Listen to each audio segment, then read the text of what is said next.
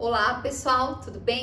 Sou Renata Aguilar, neuropsicopedagoga, especialista em alfabetização e mestre em intervenção psicológica. Eu quero te fazer uma pergunta. Você sabe o que é o multiletramento? Sabe a diferença entre multiletramento e letramento? E qual a relação disso no processo de alfabetização? Então vou te contar tudo isso nesse vídeo. Mas antes, se inscreva aqui no canal, clica, compartilha. Quanto mais nós propagarmos as informações, melhor será para o nosso sucesso na educação. Então, o multiletramento, ele surge de um grupo de pesquisadores envolvendo Grã-Bretanha, Estados Unidos e Austrália. Eles se reuniram para mostrar que o letramento é muito maior do que a gente pensava. Então, dessas múltiplas linguagens. Deixo aqui para vocês uma ótima dica de leitura que é da Roxane Rojo, que ela trata muito bem essa questão do multiletramento. Mas nós precisamos pensar que esse grupo, ele tinha um objetivo e a finalidade era pensar sobre as práticas sociais, a prática sociocultural a partir desse letramento. Então, ler e escrever, ele vai muito além do simples código das crianças. E ainda mais nesse momento que nós estamos, que as crianças têm uma amplitude de canais de informação e de leitura. Nós temos imagens, infográficos, toda a parte de tecnologia. Então, desenvolver essas habilidades de leitura e escrita voltadas para a prática social e para esse exercício é trabalhar com as diferentes linguagens. Então, quando a gente pensa nesses suportes visuais que as crianças têm contato, esses textos multimodais, nós temos que repensar e aplicar no processo de alfabetização essa amplitude. Todo mundo sabe, eu já falo muito sobre a questão do método fônico, o quanto ele é eficiente na relação grafema-fonema, dos sons. Mas independente desse processo, é importante que as crianças tenham contato aos diversos tipos de textos, porque esse mundo, essa prática social hoje é o que nós temos.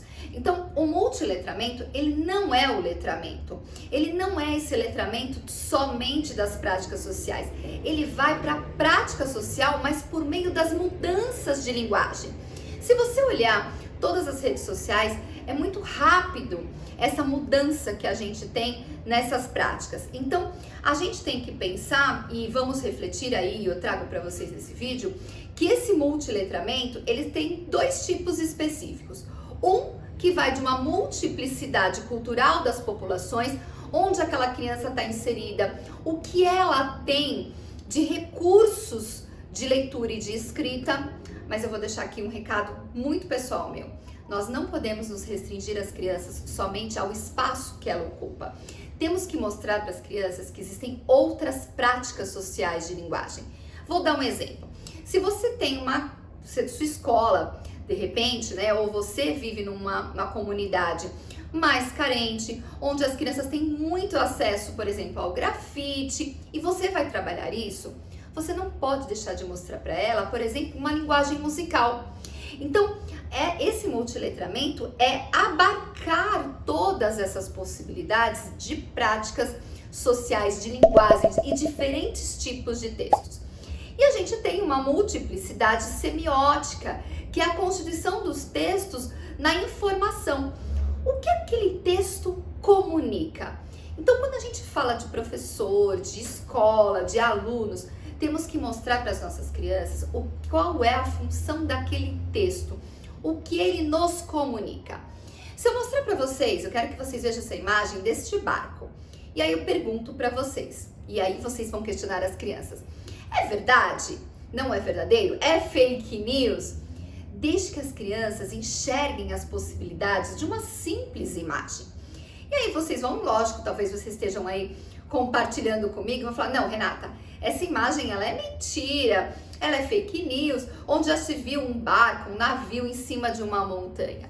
Então, quando você abre essa discussão dentro da sala de aula e no processo de alfabetização em todas as séries, você mostra para sua criança que ela tem que enxergar o que o texto traz, o que aquela imagem traz.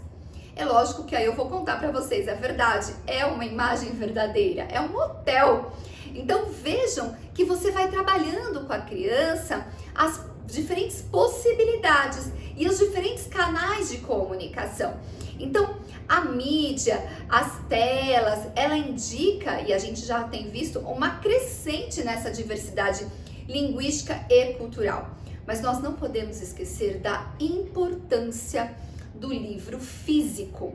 A criança manusear diferentes tipos de textos, jornais, a gente vai percebendo o quanto isso favorece essa constituição desse processo de leitura e escrita. Então, trabalhar com multiletramento é trabalhar com as diferentes possibilidades de linguagem, né? Sejam elas imagens estáticas, sejam imagens e vídeos, sejam escritas, diagramas ou fotos.